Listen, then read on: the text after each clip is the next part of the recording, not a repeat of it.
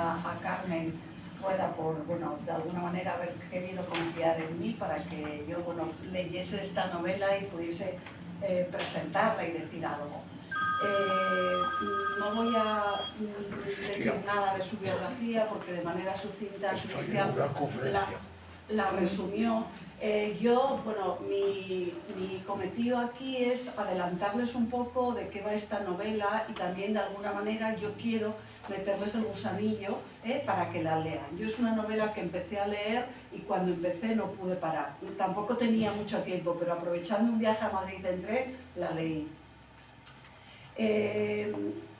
Por hacer un pequeño resumen de la novela sin desvelar nada importante, estamos en el año 1992 en Bosnia. Son los primeros meses de la guerra y la protagonista, una jovencísima Milena, abandona el país para escapar del cerco de la ciudad de Sarajevo. Es acogida por un matrimonio que es amigo de sus padres en Ginebra y allí se refugia. Ella cree que, bueno, no tardando mucho va a poder regresar, pero parece que las cosas no van a ser así. Pierde su familia, ya en el exilio, que ella creía que iba a ser breve, va a convertirse ese exilio Ginebra en una estancia definitiva y de alguna manera una estancia definitiva también propiciada por ella, porque llegado el momento, ya cuando la paz llega a Sarajevo, ella parece que no tiene mucho interés en volver a su ciudad.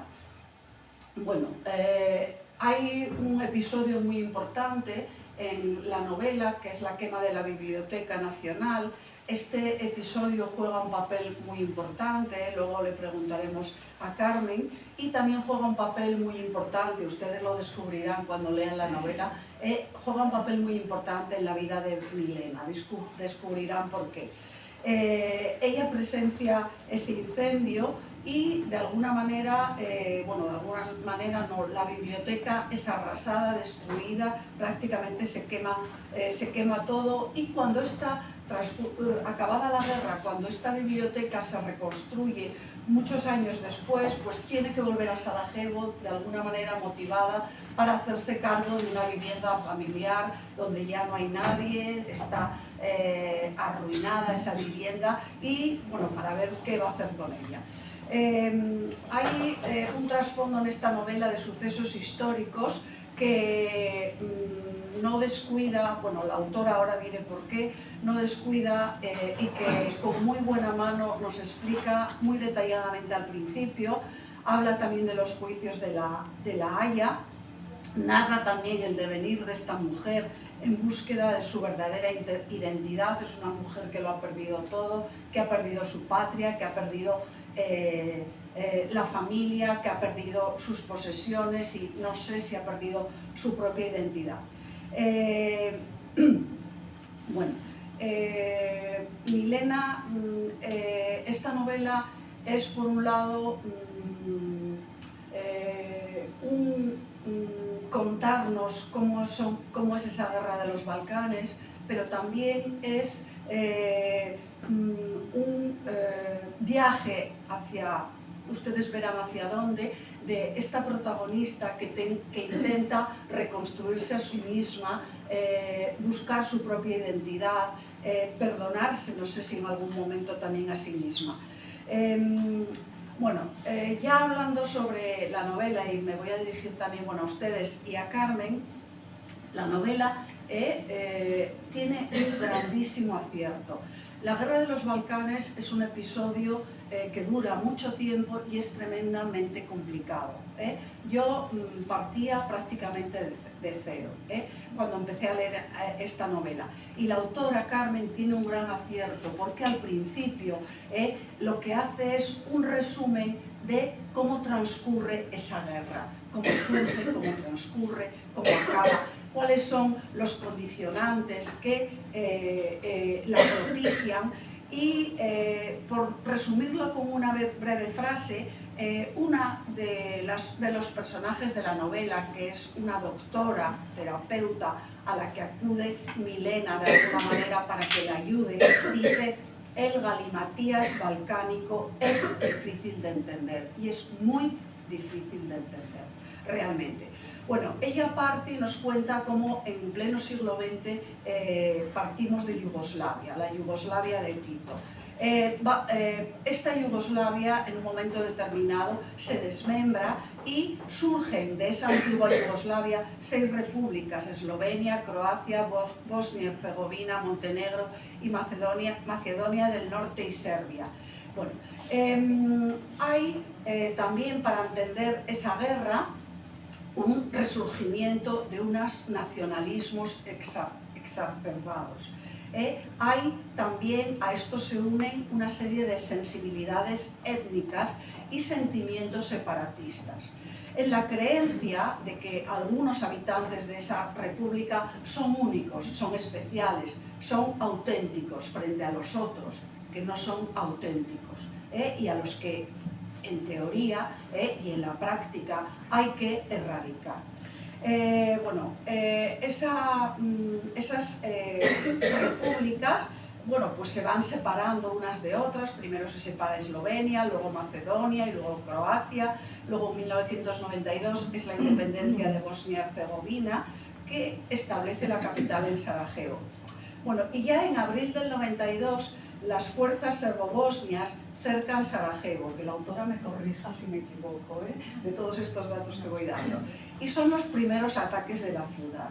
Es el cerco de Sarajevo, pero este cerco dura desde el 5 de abril del 92 hasta el 29 de febrero del 96, echen cuentas. Bueno, ello deriva en una guerra civil, entre los 3 principales grupos nacionales que querían controlar el país. La guerra de los Balcanes iría, por tanto, desde el 1991 hasta el 2001. Es una guerra cercana. Ahora ya sabemos lo que también es una guerra cercana, pero entonces no. Es una de las primeras guerras cercanas a nosotros. Es una guerra ahí en Europa. Hoy hay otras, como sabemos. Es una guerra civil, hermanos contra hermanos, vecinos contra vecinos, etc. Y es una guerra en la que se ven implicados serbios, croatas, bosnios y albaneses. Es una guerra que lleva por delante o deja tras de sí un rastro de 140.000 muertos y 4 millones de desplazados y muchos abusos, violaciones, torturas, etc. Y mucha destrucción física y psíquica. Bueno, el 14 de diciembre del 95 hay un acuerdo de paz en Bosnia y Herzegovina. Los serbobosnios consiguen el 49% del territorio y conforman la República y la Federación Croata Musulmana se queda con, porque eran más, me decía Carmen el otro día, se queda con el 51%, incluida Sarajevo. Bueno, es un rapidísimo resumen, pero bueno, la verdad es que la historia está perfectamente contada, paso a paso, y es de agradecer, porque si no la novela no se iba a entender, ¿verdad? Bueno, vamos ya propiamente con la novela, el título. El título, que se ha repetido aquí muchas veces, que lo tienen ustedes ahí delante, Mariposas negras sobre fondo rojo, a mí me llamó, es un título hermoso, me llamó tremendamente la atención. Es un título pictórico, lo habrán visto ustedes, un título de esta índole, tal color sobre fondo tal, en algunos cuadros.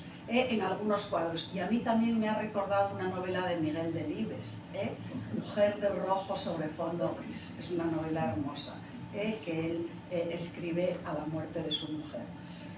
Y las mariposas negras sobre fondo rojo están sacadas de aquí. Hay una cita, creo que es en 2 ocasiones a lo largo del libro: aquella noche de agosto contra el cielo enrojecido por las llamaradas que se escapaban de la biblioteca bombardeada, millones de fragmentos de papel calcinado, cual mariposas negras, volaban sobre Sarajevo.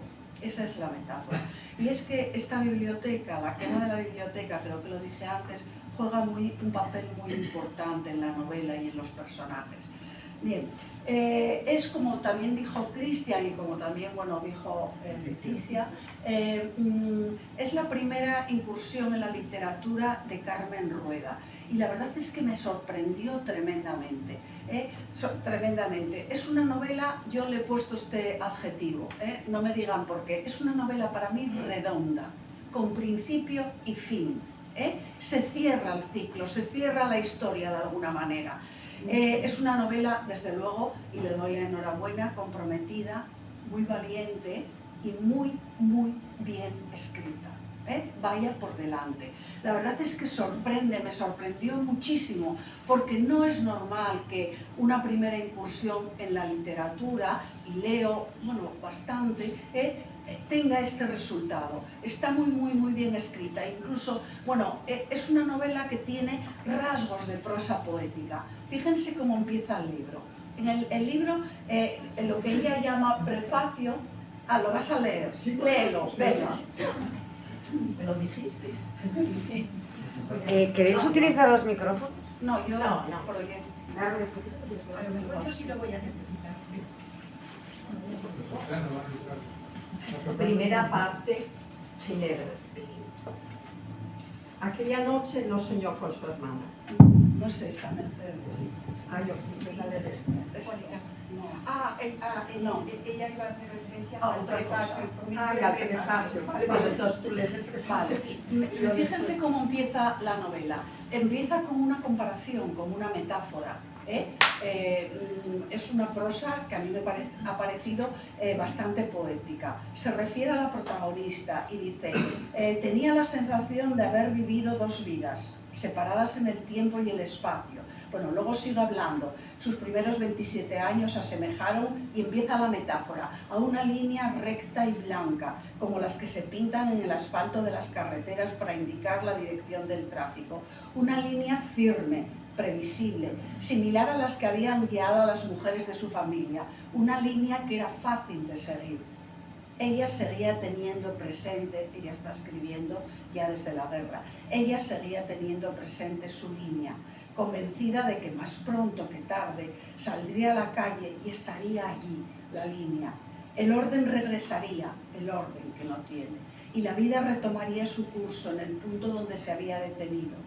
De alguna manera fue así, y volvió a verla, pero ¿cómo la vio? Sucia e imprecisa. La línea zigzagueaba, se desbarataba, hasta convertirse en un garabato, un laberinto de rayas caótico, donde todas las salidas estaban bloqueadas. Esto es una metáfora, esto es prosa poética, esta es la vida de Milena en estos momentos. Un laberinto desbaratado, un garabato, donde parece que no tiene salida. Bien, la novela,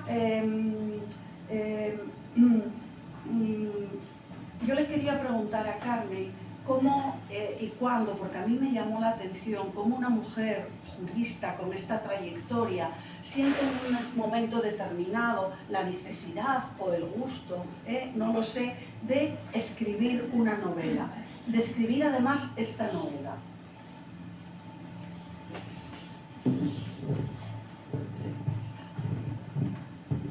Ya está encendido, ya está. Sí.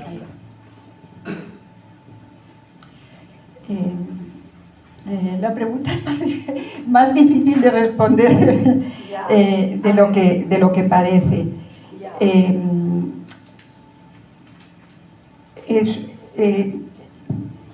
No viene de ninguna necesidad especial que yo hubiera detectado, más bien, como dijiste, un gusto por la literatura, de alguien que lleva leyendo toda su vida, y que tiene unos gustos literarios bastante definidos también, porque yo ya tengo una edad, evidentemente, y los libros han ocupado un espacio en mi vida muy importante. A menudo me he hecho la reflexión de que yo no sería yo, ni mi personalidad sería como la que es, si no hubiera leído. Y si no hubiera aprendido cosas a través de los libros y si los libros no me hubieran enseñado que hay otro mundo, más allá de las puertas de mi casa, de las puertas de la ciudad en la que vivo. Por eso también el hecho de que una biblioteca arda, de que haya libros que arden, es algo que a mí me impresiona, y muchas veces he pensado en que, desgraciadamente, en nuestro país hemos sido pioneros también en quema de libros, incluso desde épocas muy tempranas, desde la Edad Media. Nuestros célebres reyes católicos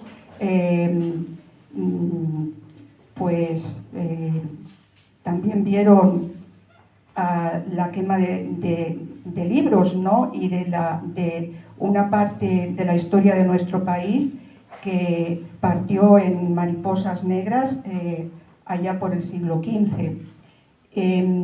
Y bueno, la historia de la quema de libros se prolongó en nuestro país, se prolongó a través de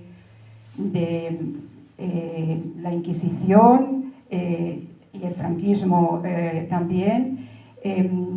Todo esto, digamos que forma un magma dentro de uno, y yo como jurista y como funcionaria de la ONU escribía mucho. Los abogados en general escribimos bastante, con un lenguaje, eso sí, muy codificado y muy institucional. Y yo siempre me preguntaba, sobre todo cuando iba en misión, cuando escuchaba pues, los testimonios de víctimas de violaciones de derechos humanos, y luego me ponía a dar cuenta por escrito de todo lo que yo había escuchado, porque eso se suponía que era lo que yo tenía que hacer, informes de la ONU sobre estas misiones de investigación. Siempre me quedaba con un cierto malestar por el hecho de no ser capaz de utilizar otro tipo de lenguaje que me permitiera, digamos, explicar lo que yo veía de una manera diferente, que llegara más al lado humano de las personas, que reflejara más lo humano del que sufre, y también del que transcribe lo que es el sufrimiento, ¿no? Pero bueno, no se podía hacer de otra manera, así que yo seguía haciendo mis informes burocráticos, y que también servían de terapia cuando regresaba a mi oficina de Ginebra después de haber escuchado cosas terribles en el terreno. Pues todo esto, como digo, va formando un magma. Es, por un lado, el gusto de la escritura, el interés por describir lo que veo y contar lo que veo de una manera que a mí con la que yo me pudiera identificar más. Y luego llegó la época feliz, yo diría en este caso, de la jubilación. En la que parece que de momento, de repente todo se vuelve posible, y todas esas cosas que uno le hubiera gustado hacer a lo largo de su vida, pero que nunca encontraba el tiempo de hacerlas, pues era posible, de repente era posible. Entonces era posible hasta ser soprano en un coro.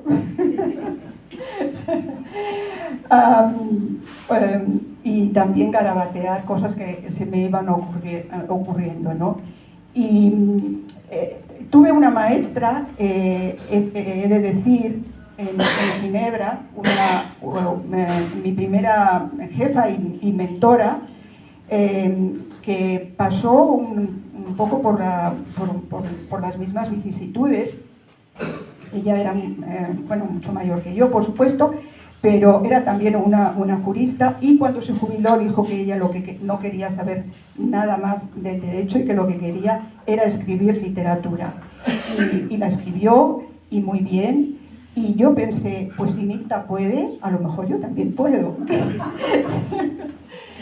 Y así pues me empecé a tomar clases de escritura creativa y la verdad que fue una gran oportunidad para mí, porque sí, escribir está muy bien, pero es muy difícil y requiere mucho tiempo.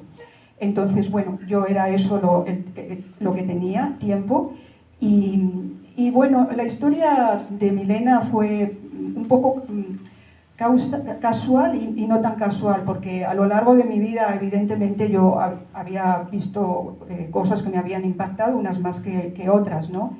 En los lugares en los que visitaba.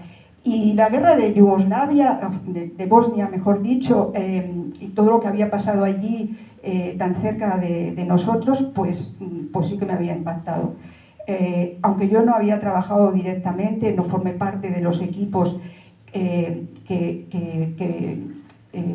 visitaron la región en los años más duros de la guerra, sí que lo visité después, en la época de la reconstrucción, y siempre la pregunta estaba ahí, pero ¿todo esto por qué pasó? ¿Por qué? Era muy difícil de entender, por más que uno leyera, pero era realmente complicado. Todos son eslavos, todos son blancos, hablan la misma lengua, vivían juntos y en paz, por lo menos desde la Segunda Guerra Mundial habían vivido en paz. Y de repente todo se desbarató y para los que no éramos de la región, como digo, era incomprensible. Por más que leyéramos algunas novelas que pasaron, hubo bastantes películas también que se hicieron, pero todas se centraban en cosas muy concretas y como que uno no se daba cuenta de lo global, ¿no? De lo que en realidad había ocurrido globalmente hablando, como pueblos.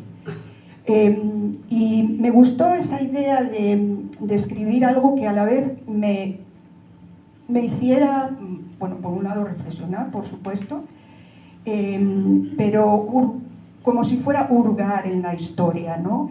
Y tengo especial predilección por la novela histórica, esa combinación entre historia y literatura que hace que aprendas historia de una manera diferente, ¿no? Y que como que se te queda mejor. A mí, por lo menos eso es a mí lo que me ocurre, ¿no? Y además me permite también, pues eso, como ir más allá, ¿no? Entonces, pues como decía, para responder a tu pregunta, Marta, fue una combinación de todas estas cosas.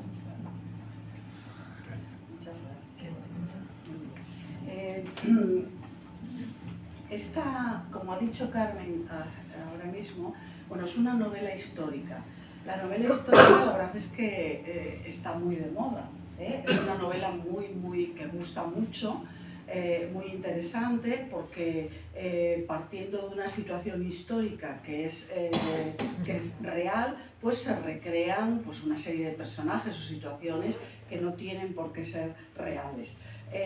La verdad es que Carmen maneja perfectamente al unísono esas dos realidades. Una realidad histórica que bueno, conoce por las razones que sean, una realidad que aún indirectamente ha podido vivir como jurista, y por otro lado maneja muy bien la ficción, protagonizada por Milena y por toda una serie de personajes que giran todos en torno a ella. Está Milena, sus padres, su hermana, su novio, la familia o el matrimonio que acoge a Milena en Ginebra, luego está su marido, luego su hija, es decir, todos giran en torno a ella. Entonces, cuando lees la novela, yo he sentido como dos ritmos distintos, como que el ritmo se acelera en la ficción, cuando te cuenta cosas de Milena, pero luego se ralentiza cuando vamos a la historia, porque la historia es más lenta, o se hace más lenta, es más densa, es más difícil de digerir. Quería hacerle una pregunta. En un momento determinado, el padre de Milena dice: creemos en un sistema democrático en que el origen étnico de los individuos no juegue rol alguno. Es un poco el quid de la cuestión, a mí me lo ha parecido, ¿eh? ¿Crees tú que esto es posible, o que ha sido posible realmente en los Balcanes, en Bosnia, el hecho de que el origen étnico no cuente para nada? Pues desgraciadamente tengo que decir que desde que terminó la guerra, a finales del 95, las cosas no han cambiado gran cosa, por lo menos en Bosnia y Herzegovina. No sé en el resto de los Balcanes. Tampoco parece que sea el caso en Kosovo, por ejemplo. Pero desde luego no en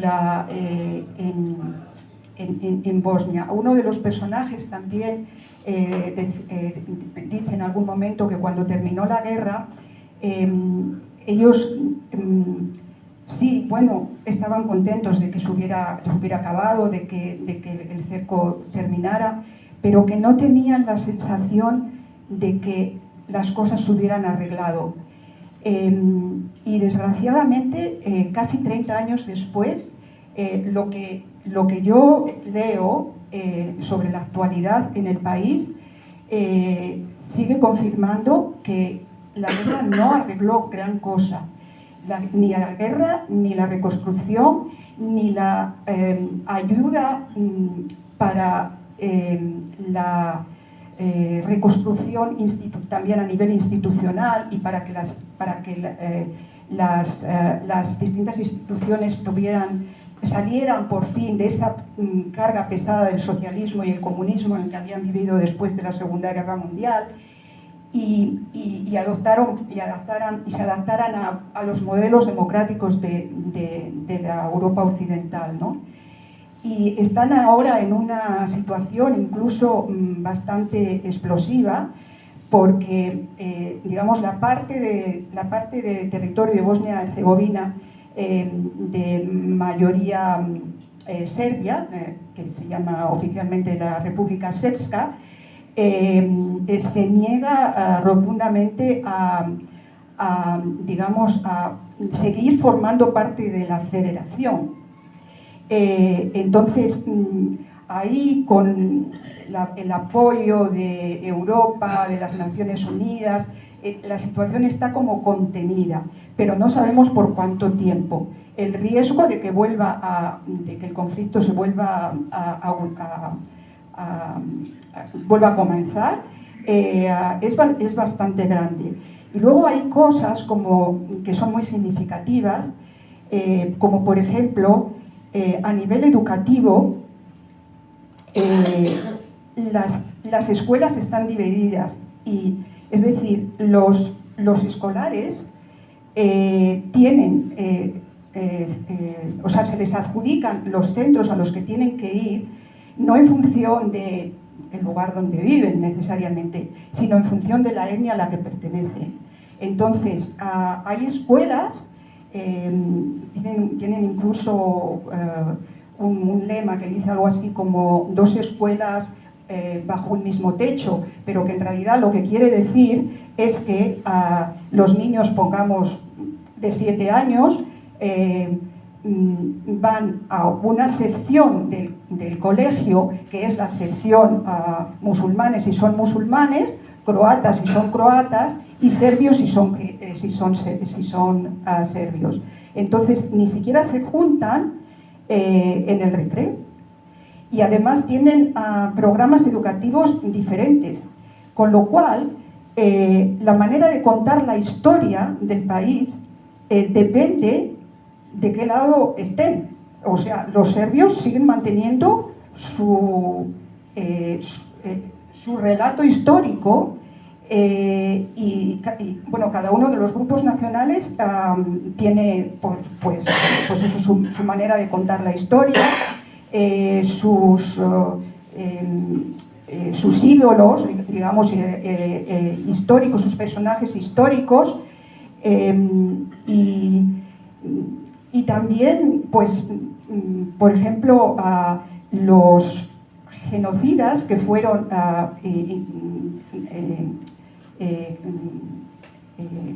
declarados como tales por el Tribunal Penal Internacional sobre la antigua Yugoslavia, incluso después de haber sido declarados culpables y de estar en prisión, siguen siendo considerados como héroes en sus respectivos fueros nacionales. Entonces, esto crea una situación de una enorme inestabilidad política y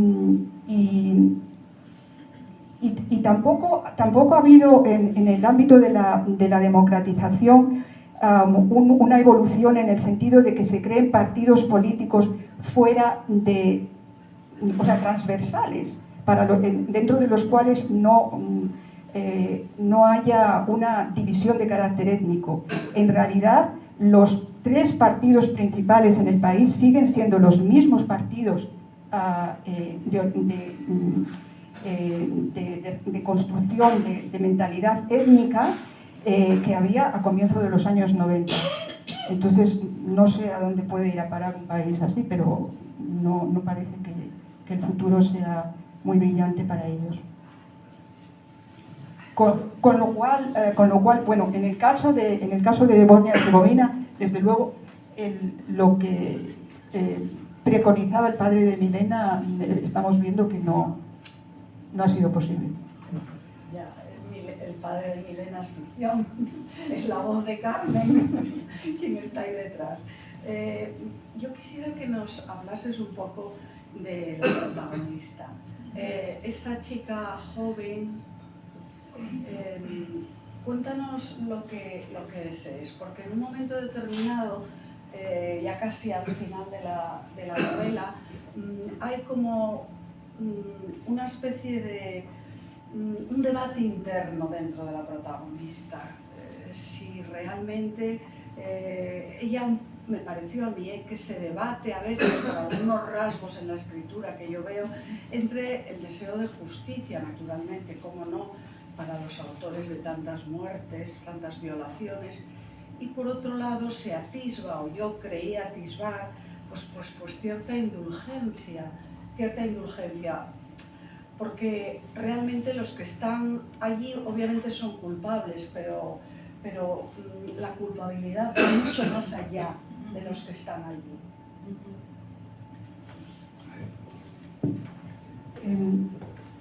Como víctima que es, yo creo que ella cree firmemente en que los culpables deben pagar por ello, deben ser castigados.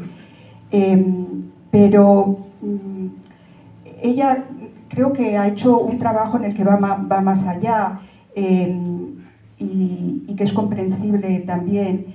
Y que yo misma me lo haría, en realidad ella, yo hablo a través de ella, pienso, ¿no? Y lo que me ha parecido también un tema que he querido tratar, que es importante para mí, por eso he querido tratarlo, es la cuestión de hasta qué punto los pueblos, las masas, todos nosotros podemos ser manipulables y manipulados por parte de nuestras élites. En el caso de los países balcánicos, en la época en la que nos estamos centrando, en los años 90, pues ellos salían del comunismo, de un régimen de partido único, etc. Entonces, no había en la sociedad un verdadero debate democrático.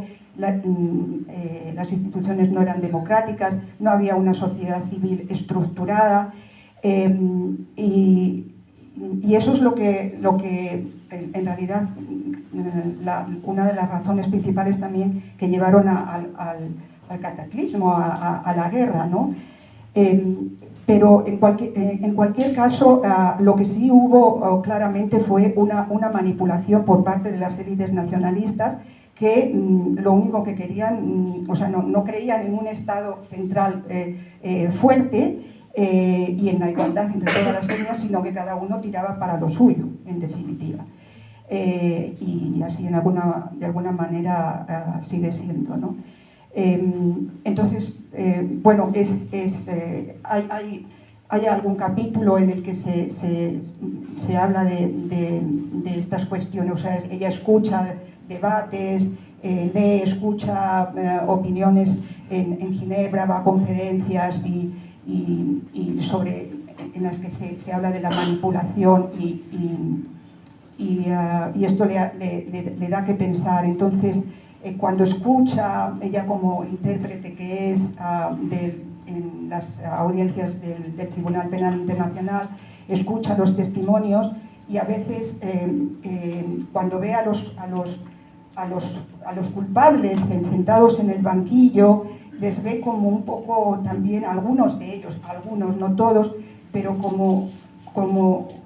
como desamparados, ¿no? como perdidos, y algunos incluso dicen, yo no quería hacerlo, pero me obligaron.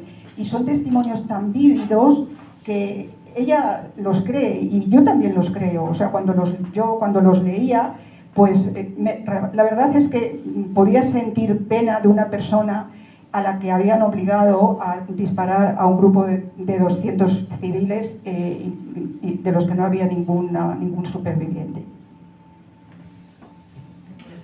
A mí me gustaría intervenir, si me permiten, Marta y Carmen, para que están asistiendo ustedes a una explicación sobre todo lo que fue la realidad y la sucesión de aquel conflicto de aquella guerra en los Balcanes y cómo evolucionó después, ¿no? Desde luego, quienes no estamos puestos en ello, quienes no desconocemos o no tenemos más que el recuerdo y alguna lectura en prensa de aquellos años, como ven, es un tema cargado de complejidad, pero sin embargo, se lo digo como lector y como editor, uno de los mayores aciertos de Carmen al escribir esta novela es toda esa complejidad a la que están ustedes asistiendo ahora se traslada a una claridad expositiva desde el punto de vista de la literatura. Esto no es un ensayo de la literatura, impresionante. Parece algo que es realmente difícil de hacer. Los que estamos aquí somos todos lectores y lo sabemos, muy difícil, y Carmen ha logrado.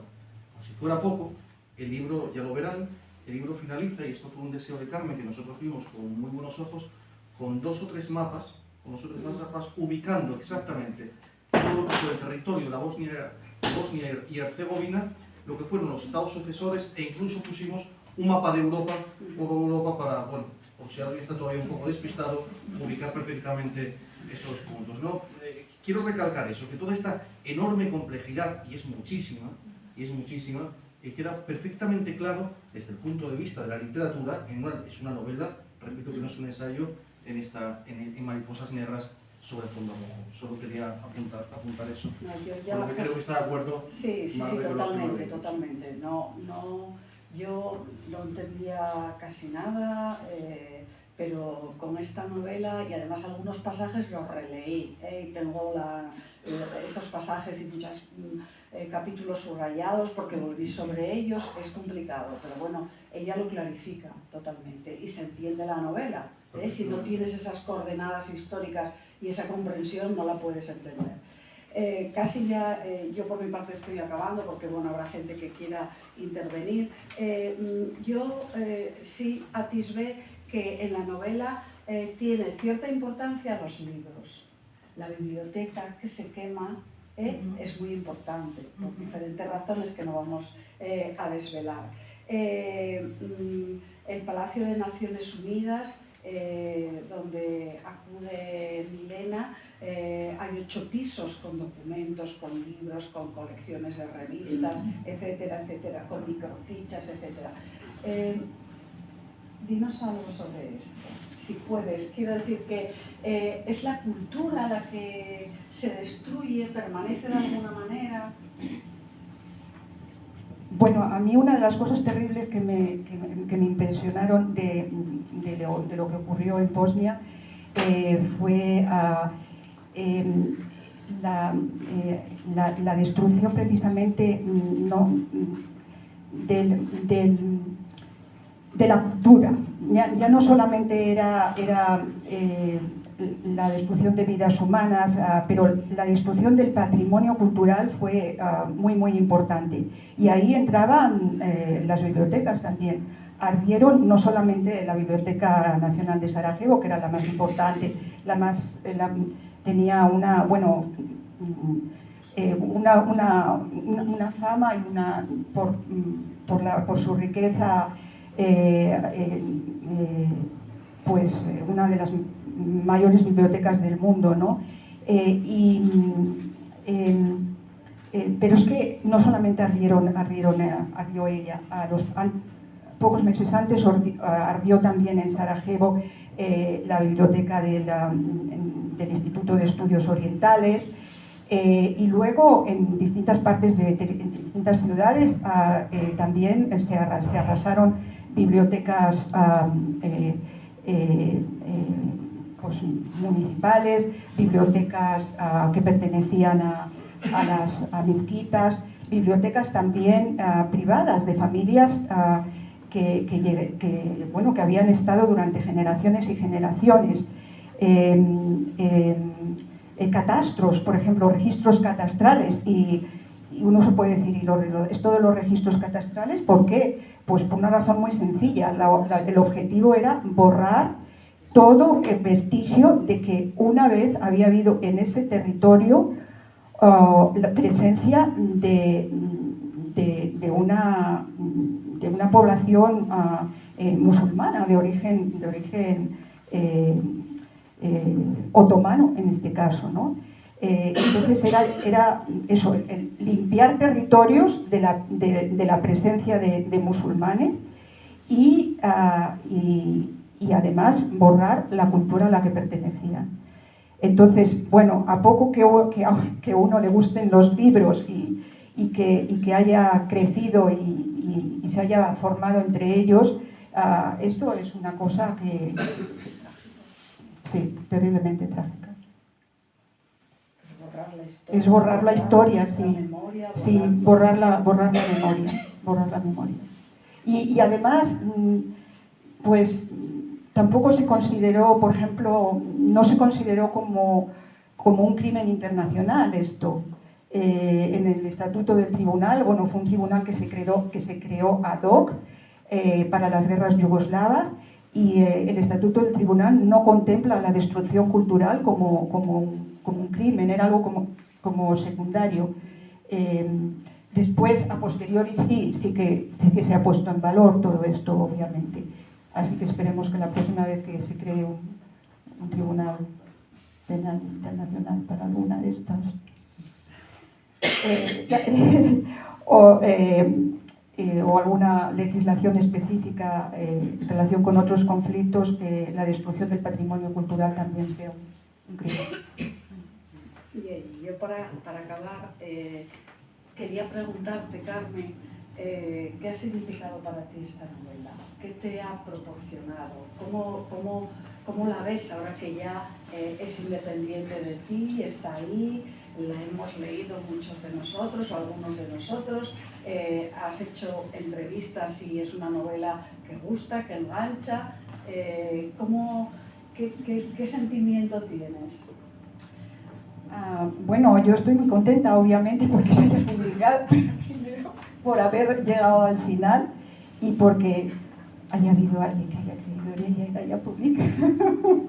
Porque bueno, lo normal para un escritor novel es que bueno, los editores no te tomen mucho en consideración, ¿no? Así que, bueno, mil gracias a Cristian por haber creído en ella y por haberme ayudado mucho también en las últimas fases de la revisión, que fue intensa, pero muy placentera de trabajar con él. Y pues continúo con el gusanillo, así que bueno, ojalá sea capaz de escribir algo más.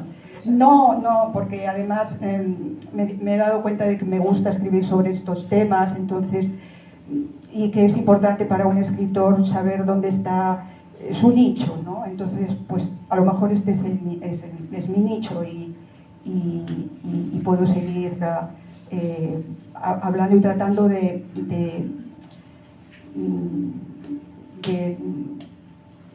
hacer que haya gente que aprenda algo sobre los conflictos que nos rodean y que eso nos ayude un poco a crear criterio también, ¿no? Sí, es fundamental. No tengo nada más que decir, simplemente, sí, Mercedes quiere leer una cosa, darle las gracias y darle las gracias sobre todo, bueno, a Carmen y a Cristian. A Carmen la enhorabuena, porque no dejen de leer la novela porque les va a encantar. Y Mercedes cuando quiera. Mercedes nos va a leer, solo un aviso, Mercedes nos va a leer ahora un pasaje de la novela. Después, si alguien quiere hacer alguna pregunta, tenemos muy poco tiempo, pero podrán hacerlo por supuesto. Tomamos brevedad en la pregunta y en la respuesta. Y si alguien desea la novela, están a la venta en el piso de abajo. Carmen con gusto firmará ejemplares a quien lo desee. Solo una cosa antes de que Mercedes lea. Si alguien quiere saber algo más de cómo se construyó esta novela, Carmen publicó el martes, en la prestigiosa revista Zenda, revista digital Zenda, lo que llaman, perdón por la expresión, el making of, ¿no? Cómo se hizo esta novela, qué ha habido en las tripas de esta novela. Está en digital gratuitamente para quien quiera leerlo. Sin más, Mercedes No Fernández sé, nos va a leer un pasaje. creo que quedó redondo esto ya, ¿no? Ayer me pidió Carmen, ¿me tienes que leer algo? Y bueno, dije que sí, encantada. Entonces, Marta leyó el prefacio, que es precioso, y yo pues me fijé no lo preparamos, lo habíamos preparado, por eso la cosa salió espontánea así. Bueno, primera parte, el inicio de la primera parte. Primera parte, Ginebra. Aquella noche no soñó con su hermana. Lo que desfiló por su cerebro fueron estampas de Sarajevo, sucediéndose como fotogramas veloces de una grabación muda en blanco y negro, parecidas a las que veían en documentales sobre las dos guerras mundiales. Cuando se despertó bruscamente, el amanecer aún estaba lejos. Las imágenes del sueño se desvanecieron en pocos segundos, reemplazadas por recuerdos reales de su viaje sin retorno. Desde el vehículo blindado que la transportaba al aeropuerto de Sarajevo, Milena había asistido a la macabra sucesión de edificios heridos, destripados, arrasados, chatarra amontonada a lo largo de la calzada, amasijos de piedra y hormigón, hoyos en el asfalto que la hacían bambolearse como si fuera una marioneta, centenares de vehículos calcinados, abandonados en parques y aceras o colocados unos encima de otros, formando muros de varios pisos en un intento de desafiar el furor de las armas. Tránsito limitado a tanquetas y blindados blancos de la Fuerza Internacional. Siluetas escurridizas de peatones tratando de esquivar los fusiles de mira telescópica emboscados en las colinas al acecho del más mínimo descuido.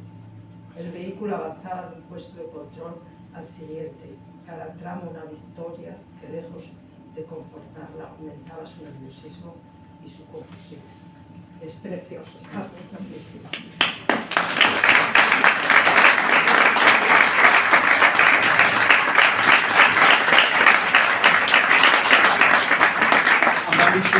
Habrán visto ustedes el traveling, ¿no? Han ido dentro de ese blindado por las avenidas de Sarajevo hacia el aeropuerto, ¿no? Es como una visión cinematográfica. ¿Alguna pregunta? ¿Algún comentario? ¿Alguna observación? Mercedes, Alberto Hidalgo. Mercedes. Bueno, pues yo, que siempre me intereso por el principio, ahora me entró una duda si la novela empieza en el prefacio, que empieza en el prefacio, pero también este inicio, como que me parece brillante, muy bonito, literariamente hablando, y que nos dio ese traveling de meternos en la novela. Los teóricos dicen que el inicio de la novela es como el plano general. En la primera página se juega el plano general. ¿Cómo decide un autor? Lo escribes al principio, lo escribes en el medio, lo escribes al final, te lo recompones luego. ¿Cómo decide que así empiece su texto? En realidad no empezaba así, empezaba como Marta había leído, pero antes de ello había hecho el prólogo. Y el prólogo era sumamente árido, porque empezaba directamente explicando las guerras de Yugoslavia y lo que había pasado en la Segunda Guerra Mundial y todo eso. Y cuando empezabas a leerlo, pues te parecía que estabas leyendo, mi tía me dijo, parece que estás leyendo, no sé, un artículo de un periódico, algo así. Y parecía un ensayo, digamos, parecía un ensayo. Entonces hice cambios, moví cosas de un sitio para otro. El párrafo que tú has leído estaba en otro lugar de la novela y bueno, traté de que el prólogo fuera lo más ligero posible, porque creía que debía leerse, pero que fuera lo más ligero posible. Entonces, en vez de escribirlo tipo ensayo, que luego lo es, pero me pareció que iba a pasar mejor pues Es que es... con una metáfora. Exacto, la metáfora esa es clarificadora pero de la vida que es la que da un poco, sí, abre, ¿no? Pero todo está escrito en literatura y todo está dicho. Entonces era cuestión de buscar inspiración. Y ahí estaba Irene Vallejo.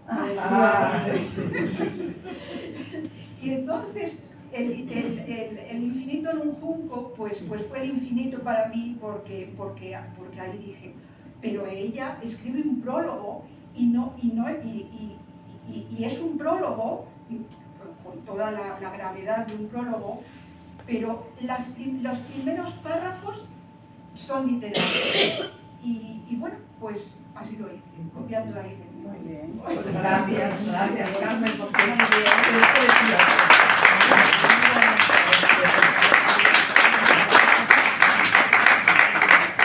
Soy Hidalgo, tenías la palabra. Esa es la pregunta. Una pregunta, pero antes que nada, felicitar a Marta porque nos ha abierto el apetito de leer la novela. Entonces, yo creo que ha hecho una presentación muy brillante, la felicito por ello. Y la pregunta que yo quería hacer es una pregunta que ha salido de refilón. O sea, los temas de biblioteca parece que se hacen selectivamente. El Instituto de Estudios Orientales, todo lo que suene a musulmán. Al principio empezaste diciendo que la divisoria se hizo 51% para musulmanes, 49% para cristianos, toda la variedad de cristianos. Entonces, la cuestión es que ahí hay una frontera de índole religiosa, y yo quería preguntarte si, una pregunta de interpretación geopolítica, si sigue habiendo la frontera entre Oriente y Occidente que divide Europa por ahí.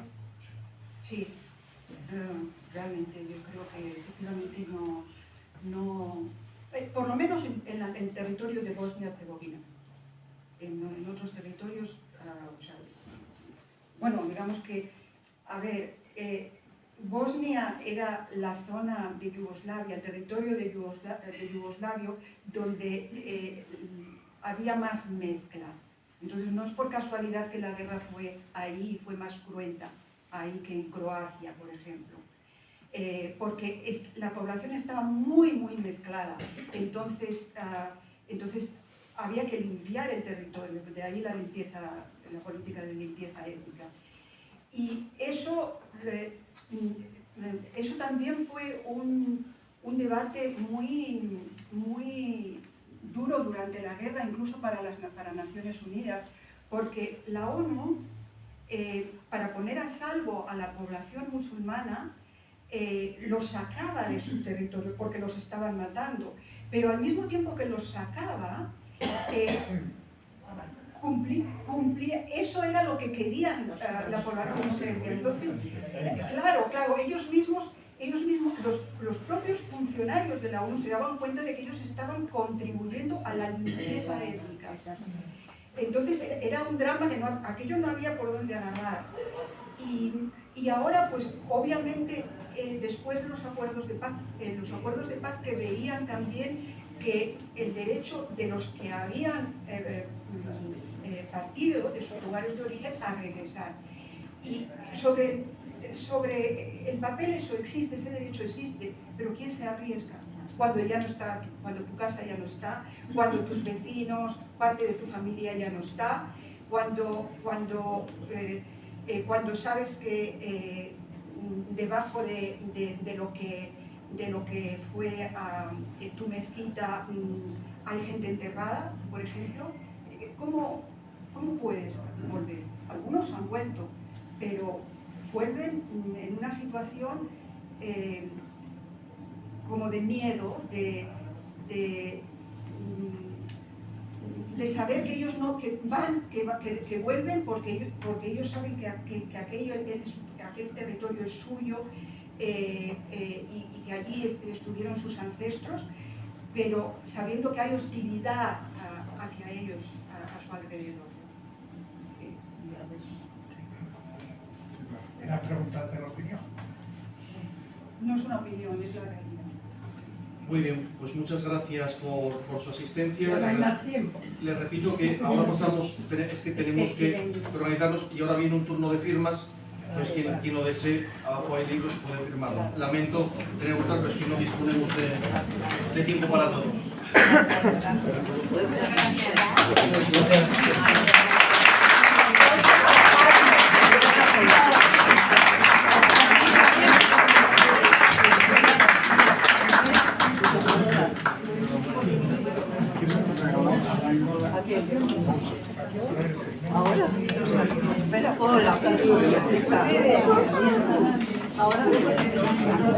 Sí, qué guapo este.